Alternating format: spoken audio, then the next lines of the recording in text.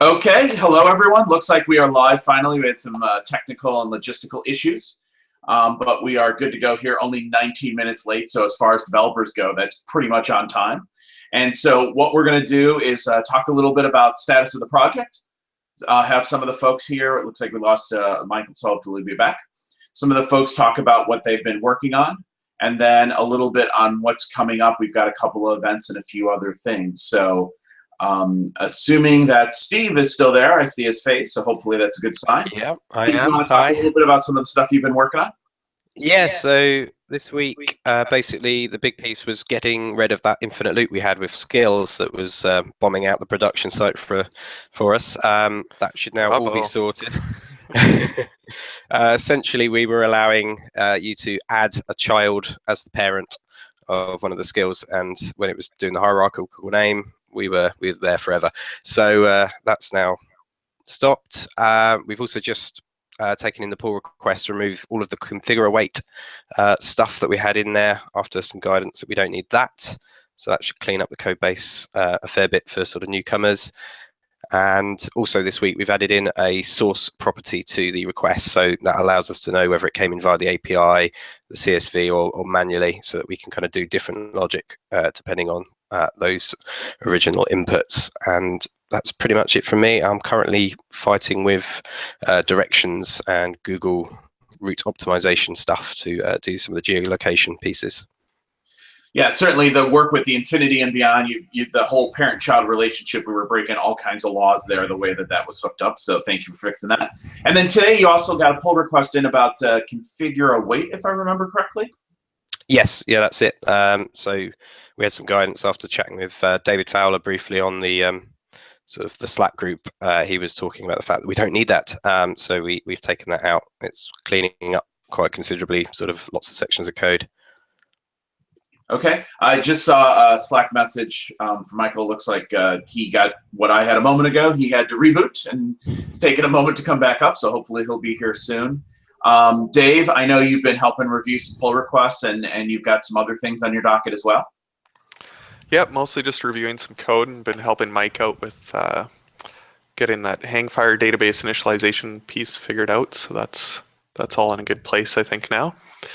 And yeah, the main thing is the thing I've been working on forever, basically, is this whole issue with the date times and formalizing that approach. So what I'm looking to do is set up some code samples and making those changes to, we had made this assumption that way back in the day, like a year and a half ago or whatever, when we were doing this, that the events were always in the same location as the campaign, and that might not be the case.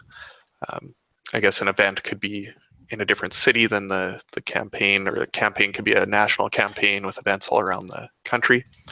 So we need to take into account that those events within a campaign might be in a different time zone. So we need to handle that.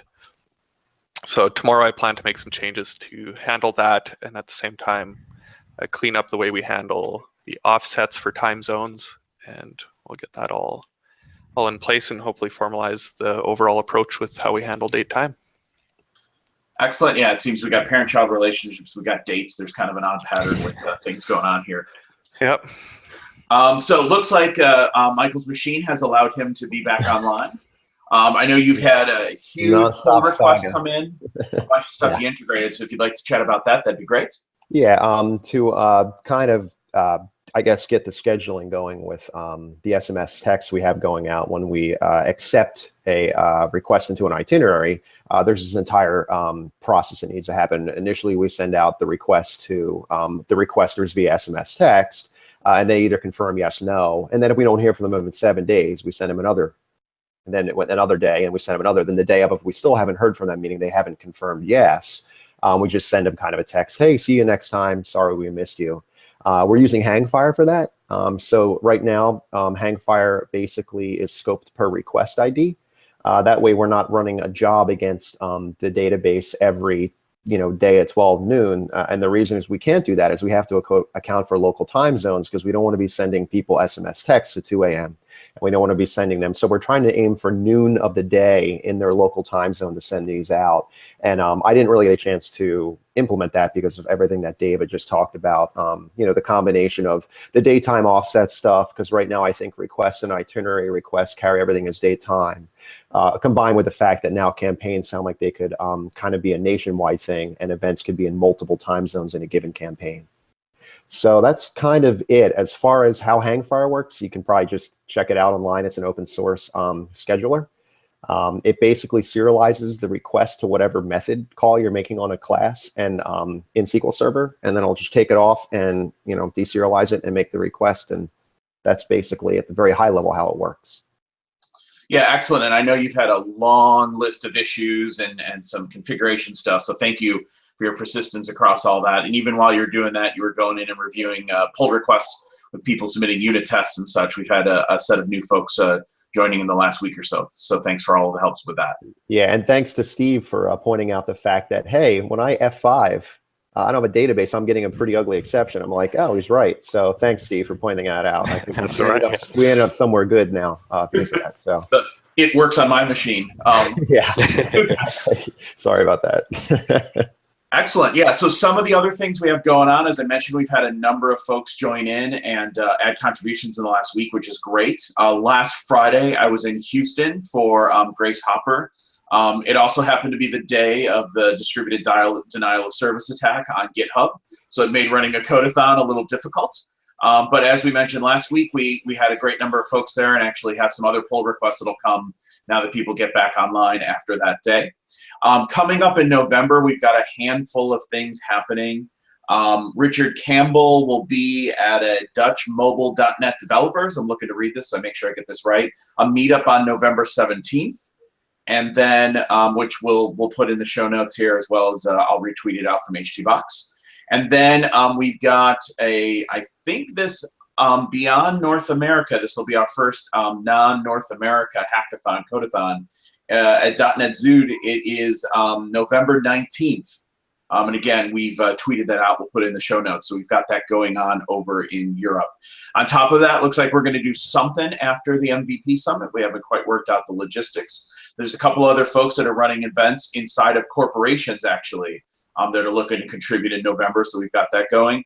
And then 2 or 3 other user groups and local folks have reached out for items in November, potentially up in Canada, on the East Coast, etc. So we've got a big swath of these. So if you're a developer and you find issues, log them or shoot me a message somehow in Slack or any of that, and I will definitely log that, because the more issues we have, particularly the jump-in ones, then the more successful people can be in the codeathons, because they get a chance to contribute something, that's small, as opposed to a giant, say, rewrite the whole way we schedule SMS messages, which is definitely not I have no idea what you're talking about.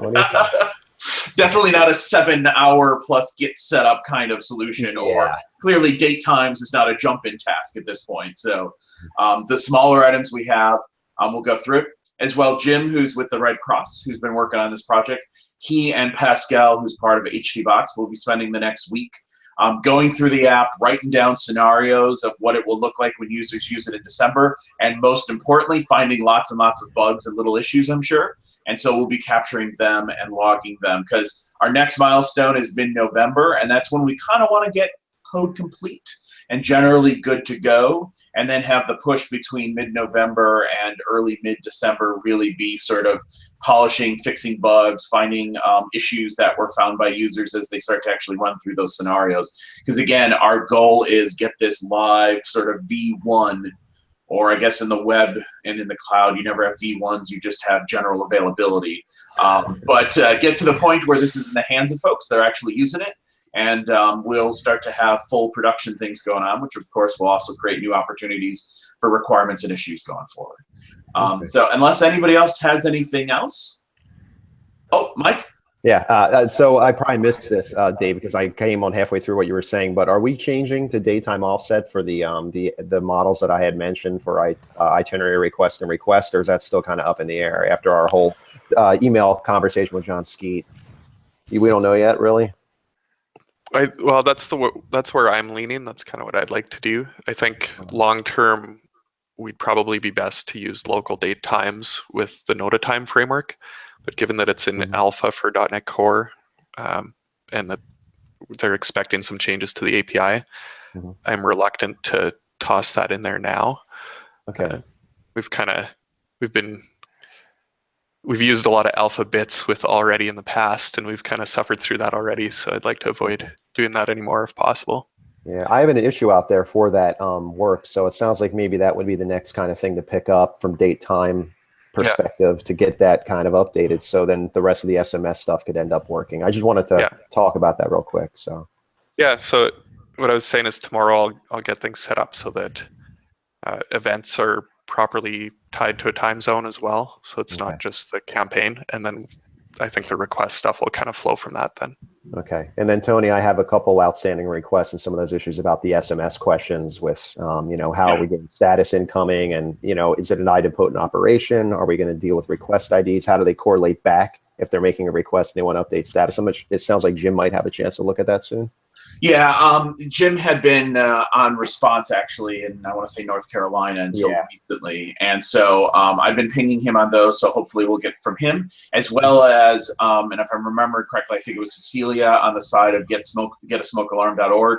We also need to chat with them, which I think he's got the best connection there, him and James, to understand what they're supplying and if they're able to make changes to give us those correlation IDs, as you said.